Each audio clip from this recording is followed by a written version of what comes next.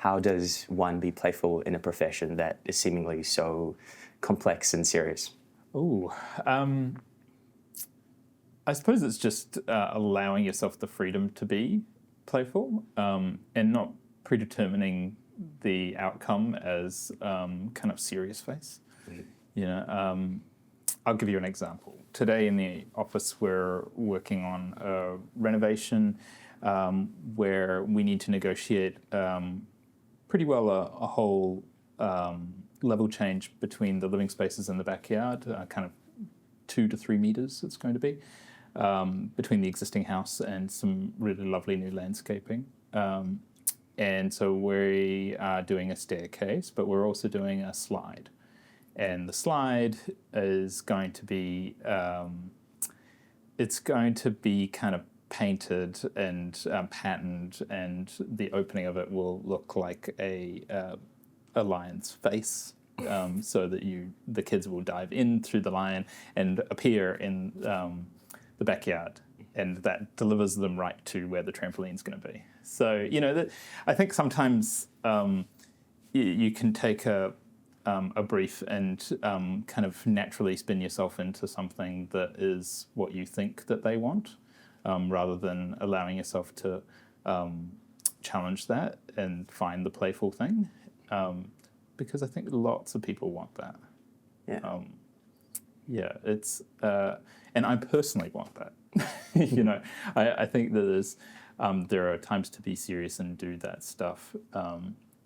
But even with the slide, there's serious stuff to contend with there. You know, there's all the consenting issues, there's all of the kind of safety issues, there's the structural resolution of the slide, there's all of that stuff. So plenty of time to exercise those ideas, or that kind of part of you. But I suppose it's more interesting to resolve those serious parts of the project when the core of it has a little twist in the tail. Yeah. And there's that reminds me of a very interesting way to conceptualize mastery, which is you can only consider yourself a master if you can be playful or do things with humor. So it's sure. The task at hand isn't all about the task at hand, but it's about seeing a bit of the bigger picture as well. Well, I think also after you have been doing it a little while, you know how to resolve those kind of first steps more easily, and so you have more time to stretch yourself a little bit, and you can choose where you want to do that. You know, some practitioners are doing that in kind of programmatic ways. Some are looking at kind of technical things. I am trying to do that by finding joy in each of the projects. Mm-hmm. Yeah. What does finding joy mean to you? Oh, it's different in each project. Yeah. Sometimes it's just delivering a very simple outcome very well, and making sure that you're kind of taking care of the people really well. Sometimes it's about the kind of collaboration with the client and kind of letting them push you to do something unusual. Sometimes it's as obvious as a slide. Yeah. And other times I find that it's also useful to kind of find joy in the process. And so, you know, I have a lot of joy in our practice. You know, I love our practice and I love the people that we work with, and they're all really fun and we laugh a lot. And, you know, Aaron and I in particular are just constantly laughing together. And that makes it fun. It makes it joyous to do the job. Yeah. Mm-hmm. Well, it seems like in that way, it's, you know, the journey becomes a destination in itself. So it's not about the finished product, but it's about this beautiful organization that you built together, about the way it's able to structure and function across time. And I guess that journey becomes what you're after, and the journey outputs, you know, these various projects at a very high level. Yeah, I mean, the projects are, you know, each one requires you to be all in. Yeah. And so you're kind of very, very focused on delivering that great outcome each time. But, you know, as architects, you work on a great number of projects of your career. And so it's kind of important to find a kind of thread of research along the way, and to make sure that that is interesting to you as well. Yeah, and I do think that particularly for students, there is a kind of expectation that working in a practice is not fun, and I think that that's wrong. There's definitely a period where you're kind of earning your stripes or making your bones, depending on your analogy. But after you've kind of got those basic skills, you do have the opportunity to really enjoy it through your projects. If you choose a practice that is open to that, if you choose a practice that is stable, I think that is a big part of that. And also if you just like your employers. And then if you don't like your employers, becoming your own employers is a strategy often employed by students too. Yeah. Well, I guess you've taken both parts in your career. Yes, but I liked my previous employers too. So yes. I just want to put that on record. Yes, it's a very small industry in New Zealand, I guess. I had the real pleasure of working for people who were hugely knowledgeable and incredibly generous. And I think well before I worked for them, I knew I wanted my own practice. And they were kind of pivotal in helping me get there.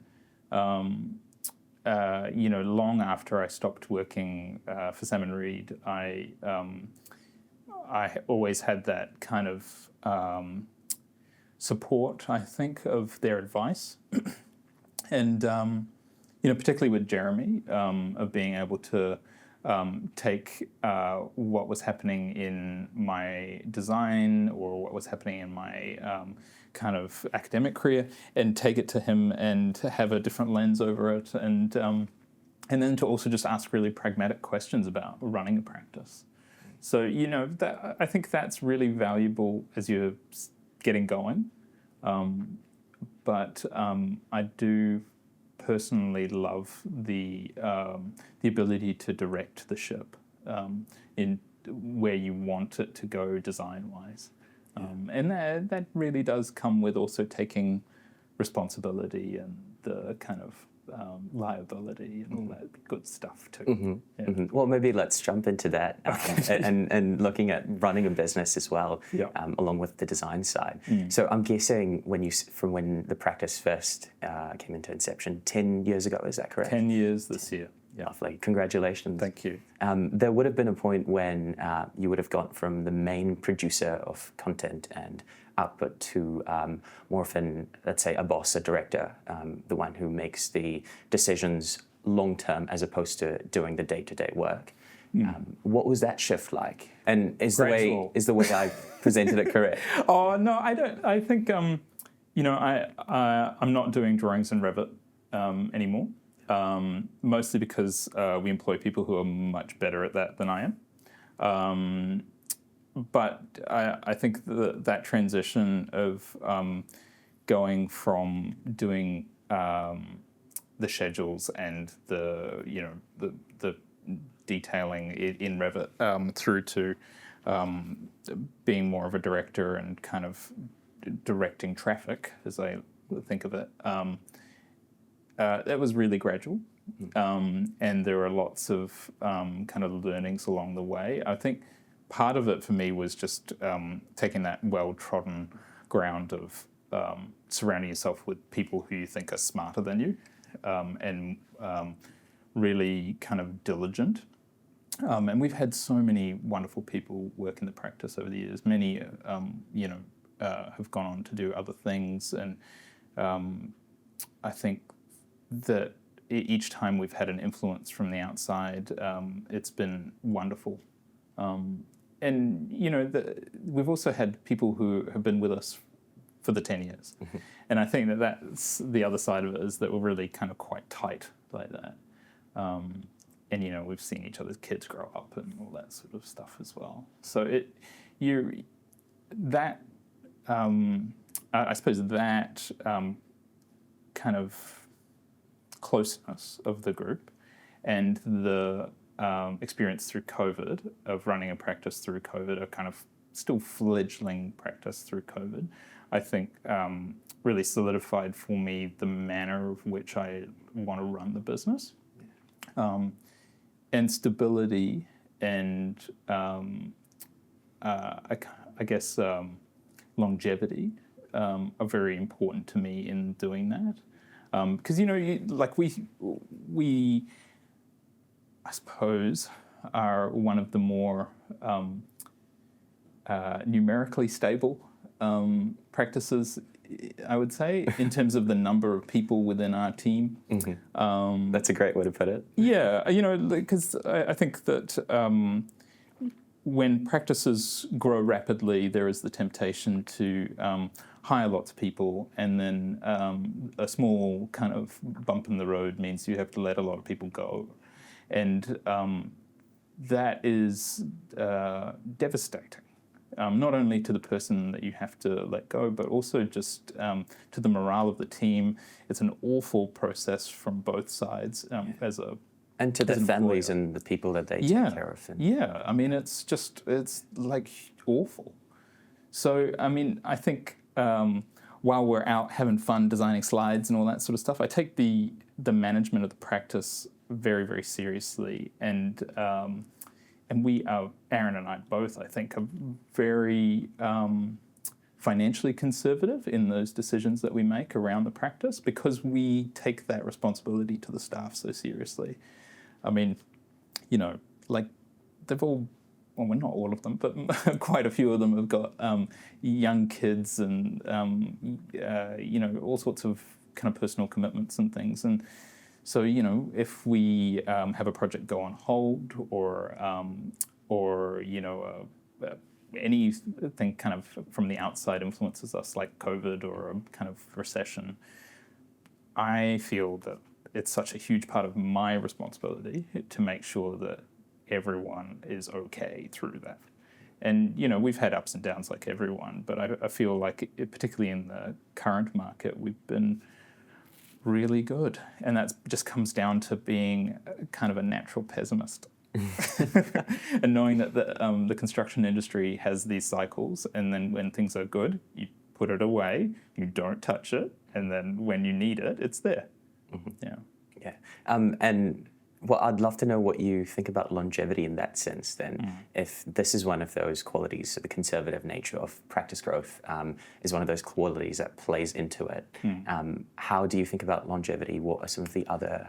Well, longevity, I think, when I think about that, I think about having a consistent drive in your design and staying passionate about that and feeling like you want to keep doing it. And that, luckily, is still kind of there. But I think also that the longevity is about being able to make long-term decisions. And so, the financial stability is a part of that, in that you can plan for, we've got plans for the next 10 years. I mean, we've got plans for the practice for the next 25 years. But it means that you can kind of see that long-term goal and then work your way back in a number of steps that make that goal really achievable. And those goals shift and they kind of evolve. But I think the idea of setting them is really useful. For me personally, it's a really nice way of, I guess, seeing progression, which has always been a kind of important part of my career anyway. Is the goal progression just financial? No. So it's a holistic nature. It's all sorts. I mean, financially, I just, my goal is to be so unbelievably stable as a practice that we don't have to worry what the wider market is doing. There is a kind of consistency in what we do. There's the longevity is more about making sure that everything we do is really fantastic. And, in some ways, the financial stability leads you to be able to say, hey, that project's not right for us. Thanks for the inquiry, but that's not one that we're well suited to. Maybe you should try these other people. Mm-hmm. Rather than being the opposite scenario where you have to take everything.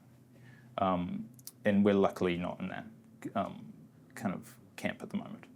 Yeah. It seemed to me like you and Aaron share a deep appreciation for the people that you work with and their lives and the culture of the place, which is deeper than just practice culture.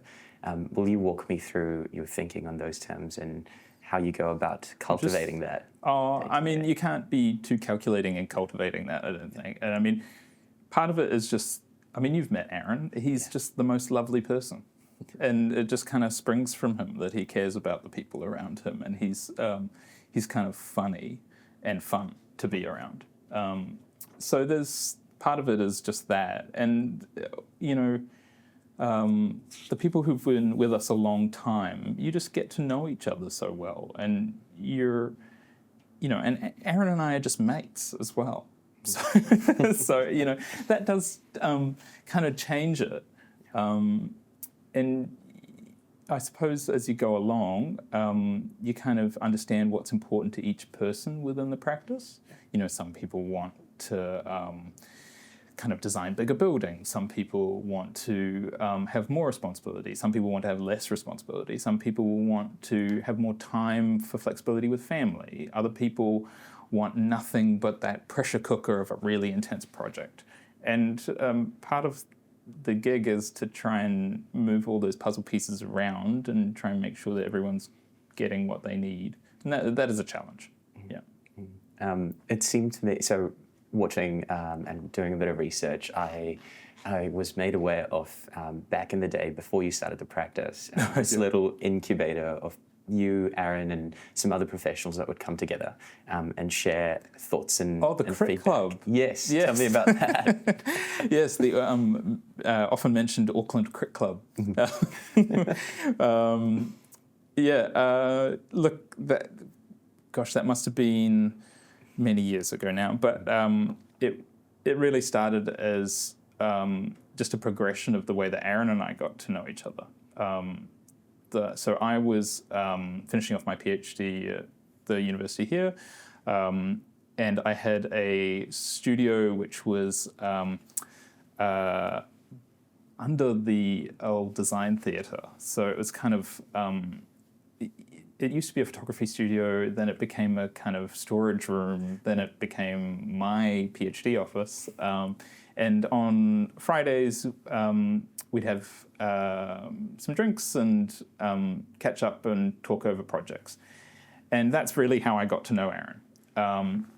And then once we started to practice together, we wanted to kind of keep that sort of spirit going. And we knew that there were loads of other young practitioners around, all doing interesting things. And so we invited a whole bunch of people that we thought were fantastic designers to kind of throw down whatever was in the sketchbook at that moment. And it was really low stakes. So it was kind of tabletop crits with drinks, and everyone just kind of go around the table and, you kind of talk about what you were designing, but you'd also be able to talk freely amongst your peers about what was a problem. Not only in the project or in the design or technically, or one time we had someone who was embroiled in some sort of argument with a contractor, and so it was a place to just talk. And that's kind of a lovely thing. Yeah, a makeshift therapist's office. But I don't know if it provided any resolution in that way. Yeah, and then it slowly morphed into a cult, of course. Yeah. So, it's kind of, I look back at the people that were around that table, and they've all got fantastic practices and kind of great design work. And a lot of the projects that we were talking about were the kind of first moments of those things. It was really fun. Lovely. It seems like a very rich, very involved environment. And yeah. And I'm sure the low-stakes nature of that as well allowed a bit of ease with the discussions. It wasn't you being critiqued. No. I mean, it was very low stakes in that way. And I think because everyone at that table also had this kind of, I suppose, a little bit of academic rigor in that I think about the people there. They're all people who have either taught at the university or have, been involved in and crits and things like that. So that everyone kind of knows how to do that in a very kind of in a formal way, but also in a very informal way of kind of providing feedback in a kind of constructive manner. How do you navigate the tension between simplicity and richness in a project? So there's this is the way I have been thinking about it, at least so far, and I'd love to know your thoughts, which is richness is incredibly important because you don't want something that's not complex or not beautiful to look at least if you're going to spend a lot of money, which is a large percentage of your net worth. But also, you can flip quite easily to it being too rich and displeasurable to be in and experience. How do you navigate that? It is different with each project, and we take a lot of time in our briefing at the start of a project so that we have a very clear understanding of where that sweet spot is for the client. And I guess in some ways, sometimes a client will push us to more one end of the spectrum than the other. And I always welcome that because I feel like in the end, they are living in it, but also it's this kind of way of stretching me as a designer. Because I think architects often kind of have this kind of quiet attitude that, architecture would be so easy if I was able to do whatever I wanted. But actually, if you were able to do whatever you wanted, you just produce the same damn thing over and over again. And the richness that comes to the project is usually in the relationship that you form with the client and the contractor. And I do say contractor there too, because if you have a great builder and a great client, it is such a joyous experience. I mean, we've got that at the moment on a couple of projects, and I just love going to site. And we talk about the ideas, and we change things, and it develops and becomes richer and richer and richer. And that's the best bit.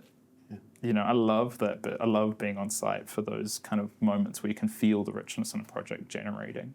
And we've got our own kind of design aesthetic, and but I think most of what we offer as a practice is the kind of process to make sure that aesthetic is being applied in the right way for your particular project. So I think that's the way we navigate that boundary of not enough and too much.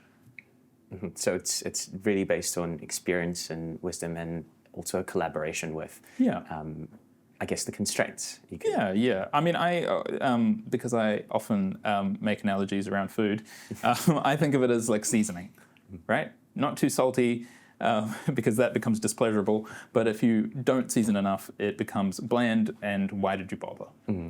So everything in life feels like that. It's a kind of search for the right amount, balance. Walk me through how you go through the briefing process with both the client and I'm guessing partly with the contractor as well. And how does that negotiation happen? Are they more of like a collaborator with you, the clients? Yeah, I mean, definitely. Usually we take the brief in a long way.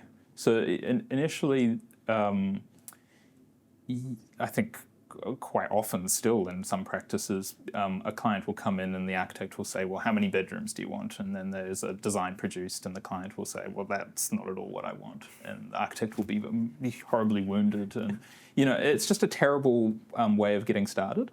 And what we do is that we ask lots of questions. And we format that as a kind of series of exercises that we go through. And we're drawing out an understanding of how the client feels about the project, why they're doing it, what is important to them about doing it, what their history in architecture is, all the other houses they've lived in, what they love, what they hate about those places. And the idea is to just ask all those questions and then to shut up and listen. And listen really well for a long time. And that is really so that we can absorb all of that stuff and understand the project and the clients deeply before we've sketched anything. And, we started doing that 9 years ago, and it has totally transformed the way that we do that front-end work around concept design, because we just find that we're in the ballpark from the first sketch. And then it's just about getting that, that kind of balance in the project through that those first drawings. But we kind of know what we need to achieve. So I think briefing is the most underrated part of the process, particularly for students, because you guys never really need to do it at university, right? You're always responding to a brief. Yes. Which is great, but I think designing the brief is a great task as well. And that sort of connotes to pushing the brief as well and negotiating what's possible. Oh, totally. And that's where the pragmatics of the situation come in as well. You have to marry the aspirations of the brief with the budget and the timeline and the site constraints and what's legal and all of these things. And you kind of hold all of them together in your concept design. And, that gets easier as you do more of it. But it also, it always presents some unique challenge, which makes it enjoyable. Yeah. I remember sitting at one of the team meetings at your practice, which I believe happens once a week, or is it once every couple of weeks? No, once a week. Once a week. Yeah. And someone who's chosen the week before talks about something that they find fascinating or joyful or that they know a lot about. How does that feed back into your process? And because it was really quite a wonderful experience to sit through. I will say we just talked about. Well, I was listening, but we talked about colour and shapes and the frontage versus the back end of a house on many different projects. Yeah, that's what we lovingly refer to as Monday Prez. So we have, in the morning, we have our kind of workload meeting, which is just, we're talking about what jobs are in the office, what's happening this week. And then we have a couple of hours work, and then we get together for that presentation. And the presentation, it usually is a kind of collection of interesting or kind of provocative design ideas married with something that we need to know about but may not be so interesting. So sometimes we'll be talking about the two beautiful Rococo interiors, and those will be then followed by how do you deal with the Auckland Council pool fence standards. And then we might close with incredible contemporary Japanese project. So tricking the team into talking about that serious issue. It's just that those things all happen in architecture, right? Yeah. Like you need to be able to enjoy those kind of wonderful kind of aesthetic details in the Rococo interior and the Japanese planning, but you also need to be able to comply with those rules or understand how those rules are meant to work. So it's really a kind of process of trying to get all those things to happen all at once, and then just to kind of free it up. Because, the one thing that is so apparent when you work as a group is that everyone's got influences coming in from different sides. And so, the stuff that, the narrow portion of architectural history that I'm acquainted with, someone else who trained in a different place or in a different cultural context will bring other things. And so we're just trying to widen that pool to try and get more and more stuff in. Because it inevitably just becomes more inspiration for your projects. Yeah. After all of these years of practice, both running your own firm and working under employers and doing your own research, what is something that is still a mystery to you, something that eludes you? Oh, there's lots. I guess that's the fundamental part of why I enjoy working on houses. And we focus on housing. And housing of all scales. So we'll do very small renovations through to multi-unit projects. And I guess that there's always this question of how do you want to live? And that is a really interesting question to me, because it's not only about kind of culture and context, but it's also about self-expression. And there's a kind of life cycle of people that happens through that process. So, you know, what you want as a teenager imagining your dream home is going to be different from someone who's, you know, approaching 40. And so there's a kind of, there's a constant kind of question there that I don't necessarily know the answer to at any particular time. So you're trying, with each project, you're trying to answer that question. Yeah. You're discovering and understanding, I guess, what's so each special time. to... Yeah. And I don't know the answer going in, and that's why I do it. I mean, we often say in that first meeting with potential clients that we won't design you necessarily, well, we don't have a house style that you come to us for, right? All of our projects look different. And that's because designing the same house over and over again is possibly the most boring thing you could do with your life. You know, it feels like some sort of punishment in Greek mythology to design the same house over and over again. Yeah. So we want difference, and we want everything to be unique to you. And that kind of bespoke part of the practice is just always giving you something different to think about. Yeah. Well, I think that's what's so lovely about the nature of the profession as well, is that you get to be the curator. That's why we're architects and not draftspeople or engineers. You get to see what's so special, I guess, what's beautiful about the situation, what can be harnessed and brought into it. Ever since I thought I might give architecture a try, and this is why this is something that I really loved about what you said just now. I've always felt a draw towards residential as well. And I was never able to articulate it earlier, but I think it's because it's the aspect of learning about the stories of the people that you come in contact with. And I think there's almost a selection bias as well, because the people that come to an architect for a house are going to be a certain type of person, someone who believes in the value of creative exploration, someone who values beauty, which is not everyone, but luckily a significant amount of people. What are some of the common strings that you can draw through the clients that you've seen to today, and maybe some? You know, architecture is a privilege, and I think it's important to acknowledge that there's lots of people who would love architecture in their own personal surroundings, but may not be able to afford it. And I still think that commercial work, well, perhaps not commercial work, but civic work is incredibly important in that architecture can be for everyone. But, you know, our clientele are so varied. There are, the common strand is that they want something interesting.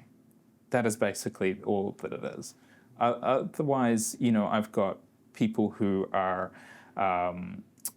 you know, I've got young families who are wanting essentially another bedroom for the upcoming child.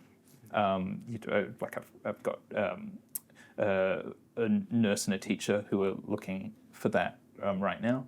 On the other end of the spectrum, we've got people who are retiring, looking to build what they describe as the last house, and who are wanting it to be a place where the wider family comes back to them. And you know, those two things, they are wildly different demographics. Those two clients have totally different contexts for why they're doing the project, and totally different budgets and totally different everything. So I would say that there's actually not that much stringing them together, apart from the fact that they want to do something that's not the norm. Okay. Yeah, and I mean, you know, sure, we've worked for lots of people in film and design and artists, but by the same token, we've worked for lots of doctors and lawyers and accountants. You know, I think it's really that they're just looking for something that fits them like a glove. When you find what's interesting about a project and you're within that process of either briefing or concept, is there a moment where that interesting that clicks, or is it more gradual? Yeah, sometimes in that first conversation, in the back of my mind, I can see what the opportunity is. Yeah.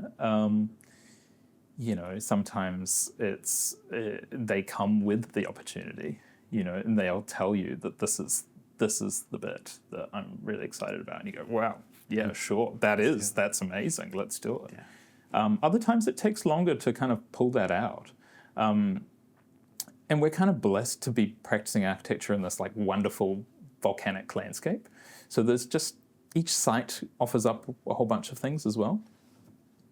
I guess I also find that there is a great deal of difficulty sometimes in designing, without those constraints, or designing an interesting thing without those constraints, because we're so attuned to working on sites that are steep or have this kind of wonderful volcanic morphology, or have incredibly harsh climates either by the sea or in the mountains. And so you're kind of blessed with the restriction, if that makes sense. As a designer, you need that stuff to make good projects. The constraints bring out the beauty. Yeah. Well, there's something to push on, and that means that you aren't. You're instantly into a territory that isn't generic. Yeah. Yeah. Yeah. Do you ever design through mood and feeling, through music or? Oh, no, not through music. Yeah. Well, I listen to music constantly when I design. What kind of music?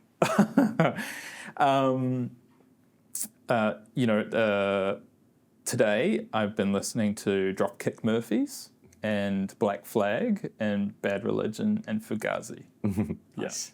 Yeah. So, and it varies, we don't play music in the office. Everyone has their own headphones because everyone's got their own jam. And, you might have classical on the other end. And yeah, I don't think anyone's pushing out any classical. But, it's not uncommon for Aaron to be listening to some rap, and I'll be listening to some metal, and Cara will be listening to some drum and bass, and everyone's got their own thing.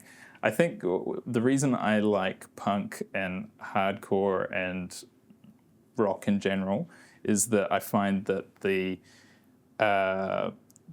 cadence of it fits the way that I think when I draw.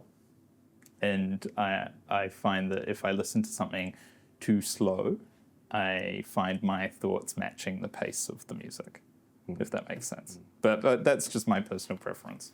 I mean, when you talk about designing with mood and feeling, we're just constantly thinking about what will the space be like. Yeah. And we try and put ourselves in those spaces with everything we draw, right? Yeah. Can you think clearly when there are lyrics to a song or something is really, really intense? Yeah. Yeah? Yeah, totally. Yeah. In some ways, it's more meditative. Yeah. So that's your zone. Yeah, for designing, for things coming out of the brain and kind of turning things over.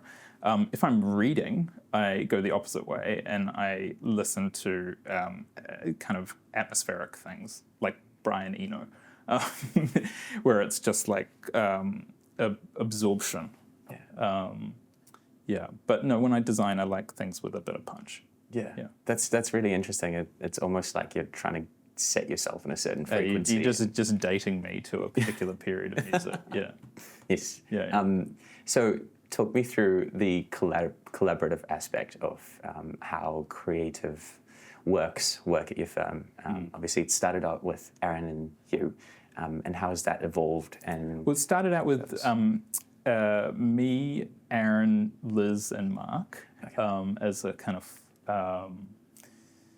of team. And I think Aaron and I, we both had our own things before that. Our own practices before that. And so we kind of knew how we each individually designed. And I think over the years we've figured out how to design together and how much to design together. And when one person needs a little bit of room to kind of stretch and do a little bit more and then bring it back to the table. So yeah, it's a relationship, and like all of those relationships, there's a bit of kind of give and take, and you have to kind of. I think the biggest part of it is just checking your ego before you get into it, and luckily that's really easy with Aaron because he's not concerned at all about whether his idea wins or not. And I've worked with people who are very concerned that their idea wins, but he, and I think I hope I share this as well, is that we're only concerned about whether or not the final outcome is the best outcome in the design, and I think that also comes from being equal partners in the practice. Like the practice is what matters. Like whether or not your sketch or my sketch, like who cares? Is the design the best thing possible, and that will equally benefit everyone around this table. Yeah. So yeah, I mean the collaboration is really fun, and usually what will happen is that someone will do a sketch. We sit next to each other, elbow to elbow, so we will talk over it. And then we'll sketch and talk over it and sketch and talk over it. I do everything in color pencils on paper. Aaron will do everything in SketchUp and in AutoCAD. And then those two methods kind of meet and fold through each other. And I think that's why Aaron's elevations are so wonderfully rigorous and kind of beautiful, is that he's laying them out in AutoCAD. And so it's perfectly proportioned. And I'm doing diagramming, and for me, it's all about the kind of the organizational things and the kind of big moves of the project. And if you don't have those, then why bother with anything else? And so there's this kind of back and forth, and we complement each other and having different strengths like that. Yeah, and then you've got all of the other people, right? Like you've got, Eric with all of his incredible design eye and just his ability to picture things in 3 dimensions from both sides at the same time. And Liz has just got the most incredible way of cutting right to the incredible center of the issue. Everyone has that, their kind of superpower that they bring to it. Mm. So yeah, that's why I think of architecture as definitely a kind of team sport. Yeah. Yeah. Well, it's almost like a second marriage, because you're probably spending more time with the people that you work with than you are at home in those intense seasons. It's you live with the people that you work with, and you if you're lucky, you get to work with people that you really enjoy, and those two things of your practice and your family are so entwined, right? Because one relies on the other and back and forth. I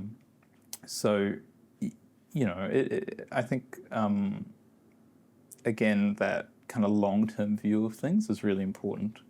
Yeah, of treating the collaborations in a long-term sense, but also treating those relationships as something that really found everything. Mm. Yeah. In speaking to Bill, he mentioned something quite interesting, which was when he used to make hiring decisions, regardless of the competency of the person, because he recognized you could train people up to a certain extent. But once you have a baseline for that, set it aside, he would only take on the people who he could see himself being around outside of practice and yes. At least getting along with. Oh yeah, yeah. The case. You need to definitely have the right fit. Yeah. Because if you get the wrong fit, that's not good. Yeah. But I think I'd probably add to that the fit is really important. But I look for kind of two things really most of the time because we get a lot of graduate CVs. I get maybe 2 or 3 a day, and when I look through all of them, because what I'm looking for is this kind of rare intersection of someone who's got both the kind of skill and not necessarily kind of talent, if that makes sense. I feel like sometimes talent is this kind of idea that you're kind of born with it. I'm looking for someone who is so passionate about it that they have made themselves the master of the skills at their level. And then through kind of repetition and graft. And the other side of that is the hustle. I'm looking for people who are kind of busy in that they are finding opportunities, they are making projects, they are willing those projects into existence. Those sorts of things I think you can't train into someone. And I mean, like I love that old Peter Zumthor idea that you don't have to be the most talented architect. You just have to work harder than everyone else, and then that'll resolve any disparity in God-given talent. Yeah. Well, it sounds very much like your career progression as well. With I'm talentless, mate. And just prepared to work harder. Yes, that's what I was implying. When you work through projects, and so this is more of a question about your personal process, and when you're in, I guess, the design phase, when things are coming out, how much of it is a feeling and how much of it is a literal thought about theories and concept and arguing with yourself? Is the question how much of it is conscious and unconscious? Yes. Yeah.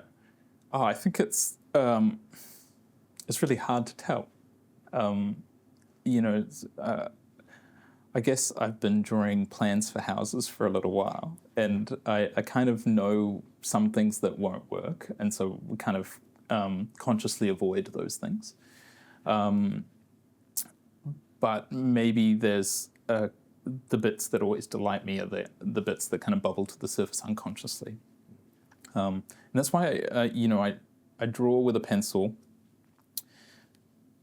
and I carry a pencil case with me everywhere, but I don't have an eraser consciously, because I never erase anything.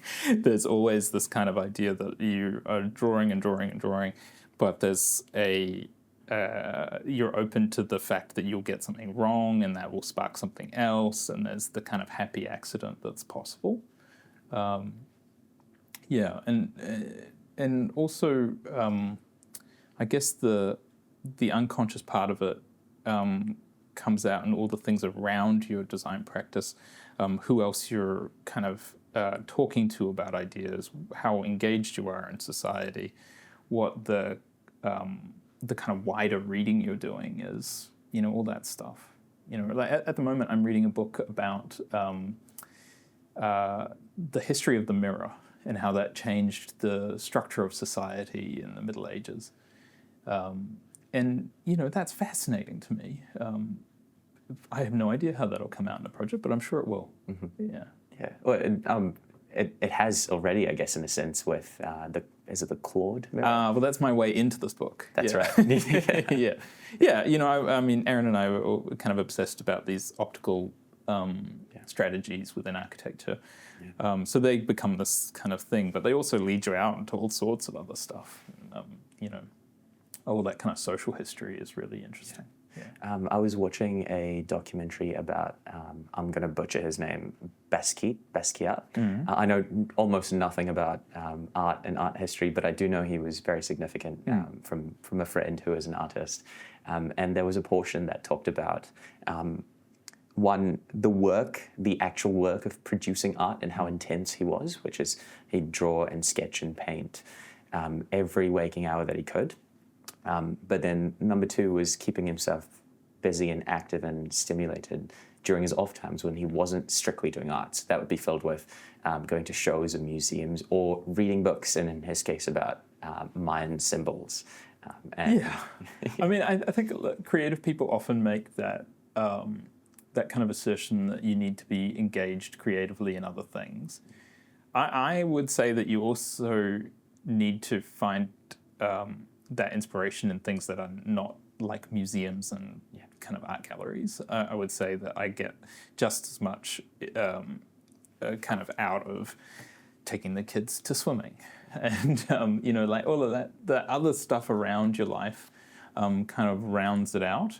And then you kind of find yourself pulling all of those experiences into architecture. I mean, that's why it's a wonderful profession in that way, that nothing you ever do is not useful in architecture. Yeah, it seems to me like a lot of it is just about joy, where you naturally find beauty and pleasure.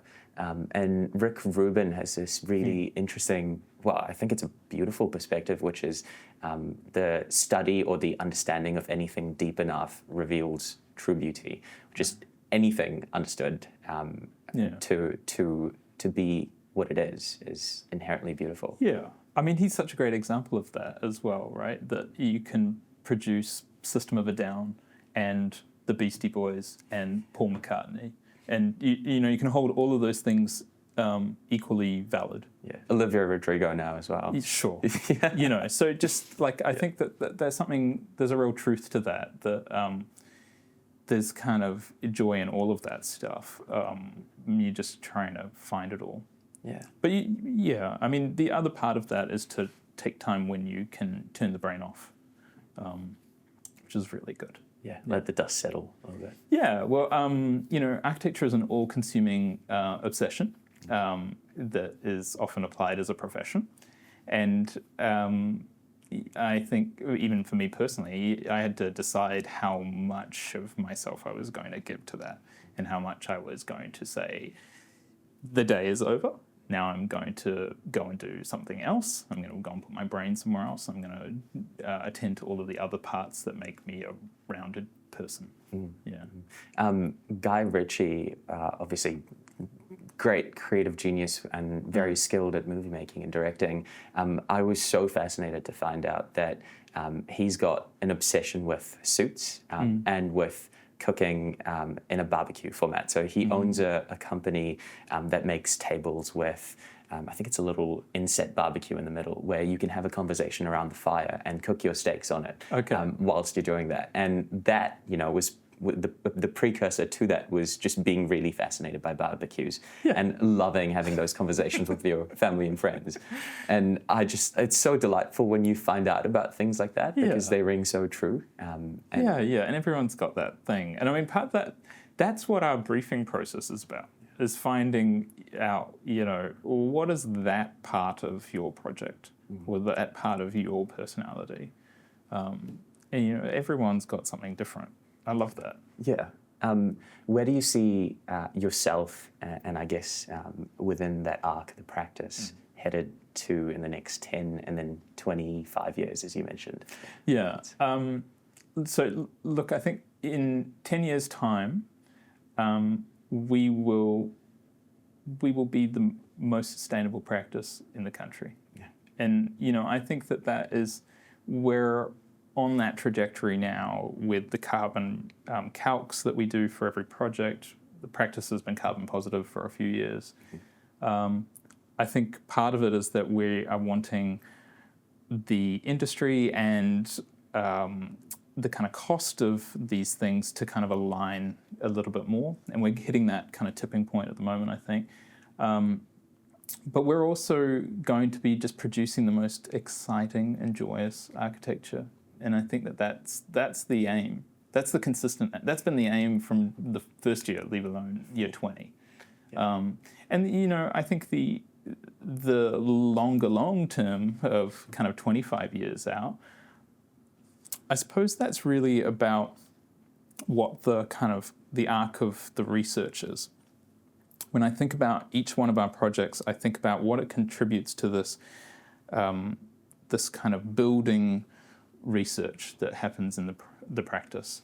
And I mean, so a lot of my goals around that are really about what the kind of trajectory of all of those projects produces in terms of architectural history and how we fit within that and what impact we can have around our projects.